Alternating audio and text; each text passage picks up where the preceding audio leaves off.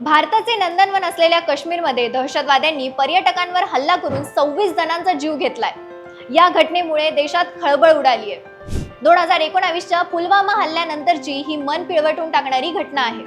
हा हल्ला घडवून आणणाऱ्या अतिरेक्यांचा शोध सुरू असून यामागे द रेझिस्टंट फ्रंट म्हणजेच TRF या दहशतवादी संघटनेचा हात असल्याचे स्पष्ट झाले।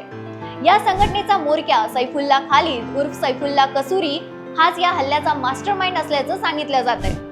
सैफुल्ला कसूरी लष्कर-ए-तोयबाचा उपप्रमुख असून लष्कर-ए-तोयबाचा सहसंस्थापक हाफिज सईदशी त्याचे संबंध आहेत। हे दक्षिण आशियातील सर्वात मोठे दहशतवादी संघटन असून हाफिजने याची स्थापना 1980 मध्ये केली होती। सुरुवातीला अफगाणिस्तानमधून रशियाचे सैन्य काढण्यासाठी काम केलं आणि आता काश्मीरमधून भारतीय शासन काढण्यासाठी ते काम करतायत। या संघटनेच्या मदतीने सैफुल्ला कसूरीने TRFची स्थापना केली।